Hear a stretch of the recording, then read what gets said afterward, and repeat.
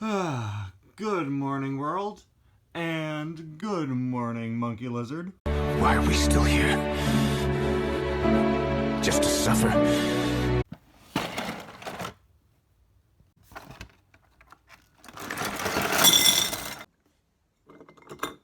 You know, I, I had this crazy dream last night. It's been over a month since I released the last Errors and Inconsistencies. Good thing it was just a dream, though, right? It was just a dream, right? Uh-oh. I'm gonna need some help with this one. Hey, Robin, this is Ty. Yeah, I was wondering, if you'd like to do a collab episode of Errors and Inconsistencies. If you get this, just, call me back, alright? And please say yes. I already have the intro here going saying it's two people. Alright, see ya. Hello everybody and welcome back to Weird Disney Cars Diecast Errors and Inconsistencies, the series where I am constantly compelled to explain what I do in this series at the beginning of each episode, despite the fact that it's very clearly in the title. In this series, we discuss Weird Disney Cars Diecast Errors and Inconsistencies in the Cars merchandise lines. And today, I'm not doing this alone because I am joined by the great Robin Tailsfighter, a great friend of mine and friend of the channel who's helped me out with basically all aspects of my channel for several years now. So excited to finally have him on the series. Hello everyone, my name is Robin Tailsfighter. If you've been around on this channel before, you've probably heard of me. I've helped Ty with several videos and even made some of those myself. And today I'm going to be joining him in this Errors and Inconsistencies video. As per usual, I'll be discussing half of the errors and inconsistencies, and Robin will be discussing the other half. So, without further ado, we're going to let Robin take it away with the first one. The first car I want to talk about is Tim Treadless.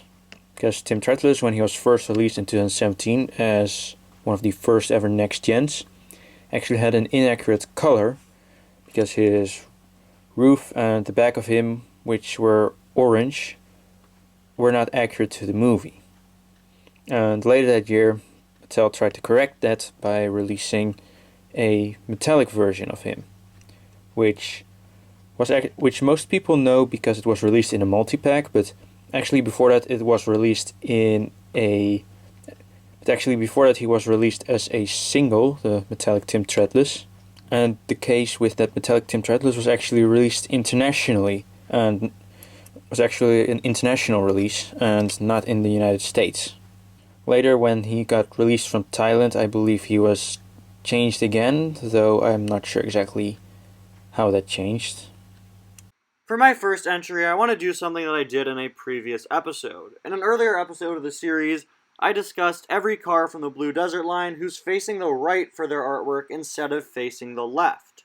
Most Cars releases nowadays have their artwork facing left. It just flows better with how the packaging is designed, but for whatever reason, there are always a few every year that face the other way instead. And while we've already seen a few cases of this in 2022, I'm going to go back and go over every car facing the wrong way in 2021, only counting cars in the main line and also only counting singles. Anyway, these cars include Andrea, Murray Clutchburn, Manny Flywheel, Mama Bernoulli, Lightning McQueen with Cone, Ruby Easy Oaks, the Easter Buggy, and both Ron Hover and Kathy Copter. So quite a few, especially when you compare it to the Blue Desert line, where I'm pretty sure there were only like 2. You may have also noticed that every car I mentioned here is a re-release that's just reusing their previous artwork that was facing the other direction. Since in previous years, which way the car was facing really didn't matter based off of the background. Now the backgrounds are basically formatted so that the cars look better facing left. You have roads facing that way or other things like that.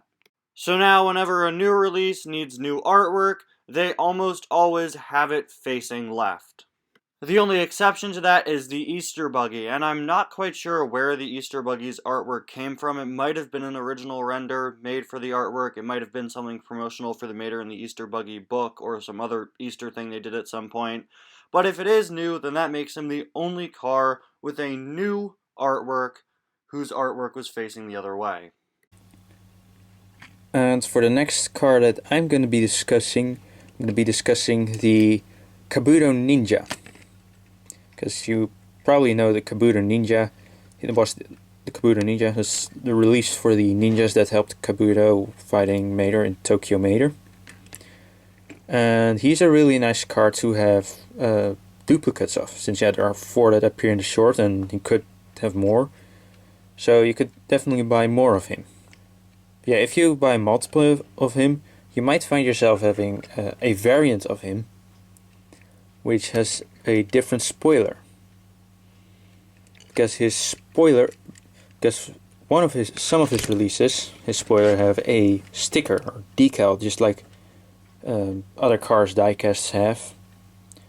But then there's also another variant of him which actually has a textured spoiler and doesn't have a sticker or decal. Yeah, I think it's a sticker. It's a sticker. And I believe that the textured one is actually the more accurate version.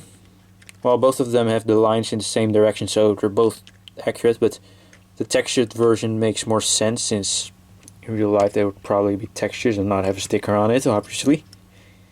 The NASCAR crossover diecast line has been a pretty cool one, and it's one that I, and I'm sure several others, consider to be non-canon, due to it bringing back several Piston Cup sponsors that don't exist anymore, and McQueen racing in it and all that. It's just something fun they did for the toy line.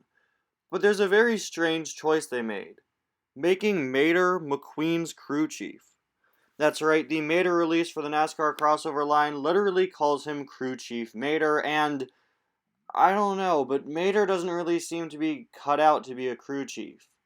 He is on McQueen's pit crew in all 3 Cars movies, and he is not the crew chief ever in any of the 3 movies. In fact, he really doesn't do much on the pit crews aside from Emotional support.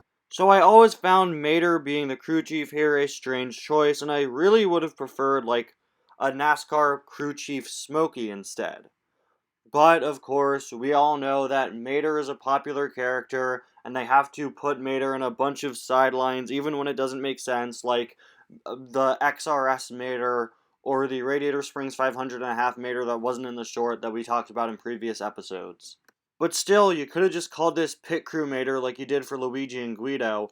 Him being a crew chief here is just weird and really doesn't fit in my opinion. I mean, again, I get why they did it, but still, weird.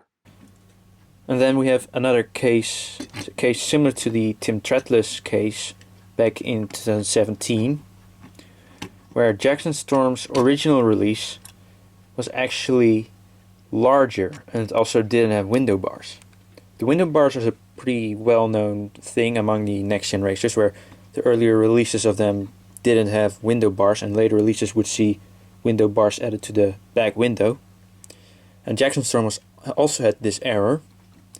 However, he also had another error where he was too large.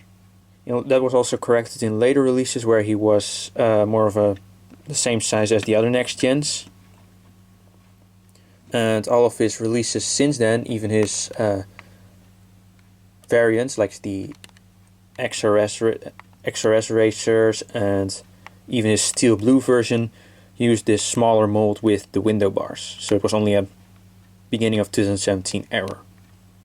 I'd like to thank Drift King Reviewer for pointing this next one out to me. So thanks, Drift King, and also, why'd you have to do this? Why'd you have to point this out to me, man? Now I'm never going to be able to unsee this, and it's really going to bother me. The Carbon Racers line is notable for changing up the spoilers of the World Grand Prix racers.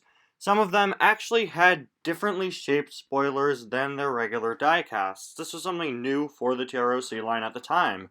In the past, series had just changed up their paint job and that was it. But here, some racers had new spoilers. While this was great to see, there's a feature on the artwork of the TROC Carbon Racers that unfortunately didn't carry over onto the diecast themselves. More specifically, the racers are depicted with dive planes on them, while the diecasts have none. These little parts of the car, which I believe are called dive planes, according to Robin, who's not only my collaborator for this episode, but also my real-world car part expert. The dive planes are part of the artwork for nearly every car in the line, oftentimes being highlighted in their own color. The only cars to not have them are Francesco, Carla, and Shu because of their shapes. Even Frosty has dive planes as part of his artwork, but not a single car in the line has them on their final diecast, not even in the prototype pictures. So why put this as part of the artwork for this thing that only exists in the toy line if you're not going to put them on the toys? It wouldn't have even been hard. You just had to paint a few stripes on them. You didn't have to make some sort of intricate mold for the dive plane. If you painted them on, it would have looked just fine. And then for the next inconsistency, we have Fireball Beach Mater.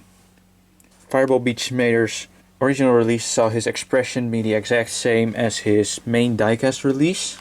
However, he later got a variant, not an official variant, but he had a release where his eyes were actually looking down, more similar to his Cars 2 Race Team Mater release. We don't know why this change was made, just Mater looking normal and then this version is Mater looking down. But it's probably a production error because a lot of his releases have this. Up next, this is one that I've wanted to talk about for quite a while. It might be kind of a nitpick, but it's something that really bothers me. Hydraulic Ramon... No, we're not doing that again. No. Hydraulic Ramon, meaning the raised up Ramon, was first released in 2011 as a Cars 2 release. He's based off of Purple Ramon, despite the fact that Purple Ramon never appeared in Cars 2. Also released in the Cars 2 line, a Lights and Sounds Purple Ramon and a Color Changers Purple Ramon. This just really bothers me, the fact that they made Purple Ramon merchandise and released it for Cars 2. Now, I'm glad that they released Hydraulic Ramon, I really am, but the fact that it was part of the Cars 2 line is just really annoying because Ramon was never purple in Cars 2. Yeah, it's like Ramon's default color scheme, but still, he wasn't purple in Cars 2. Purple Ramon was also released in the first set of mini racers, at the time advertised as a Cars 3 only merchandise line with the tagline "Collect your favorite characters from Cars 3."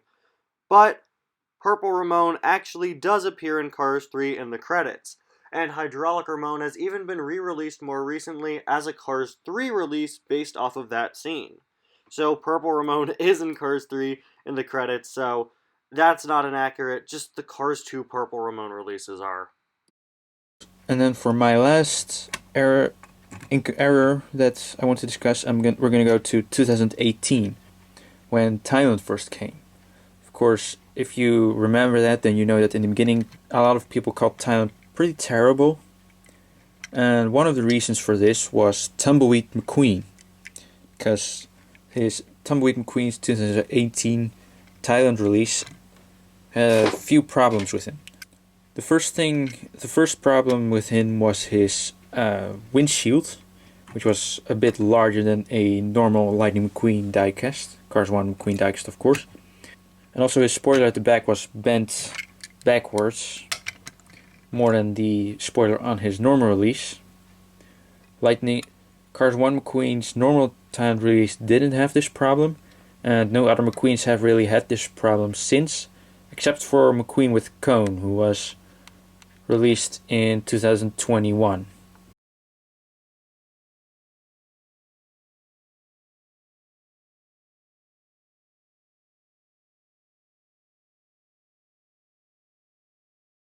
With this being the 15th episode and all, I feel I should end it with something significant.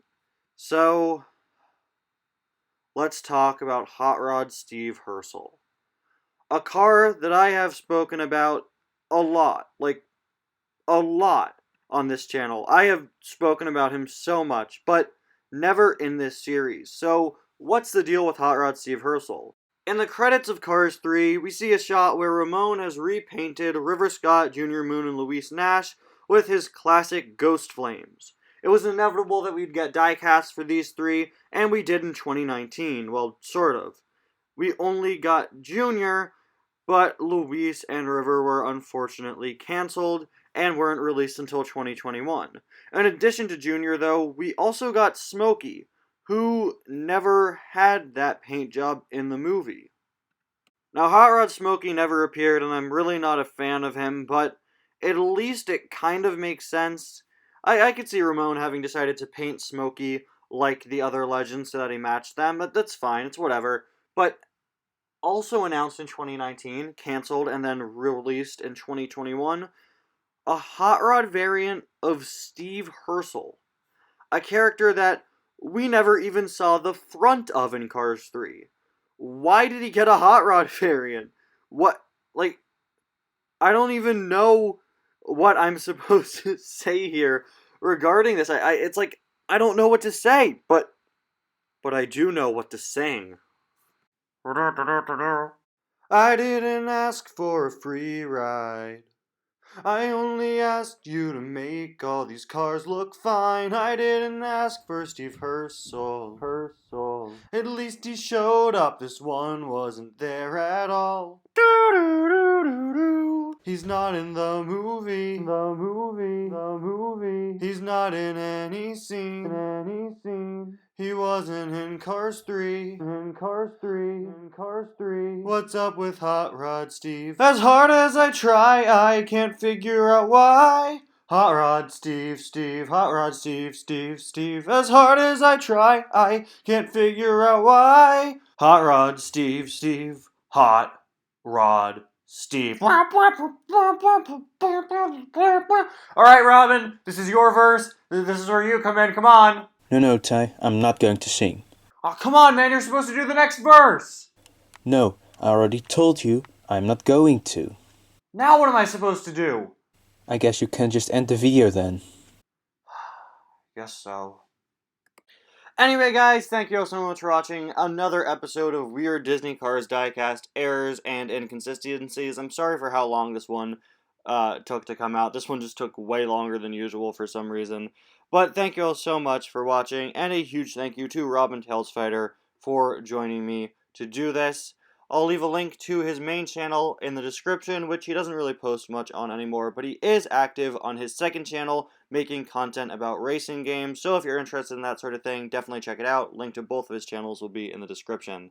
Thank you all so much for watching, and I'll see you guys next time. Bye now.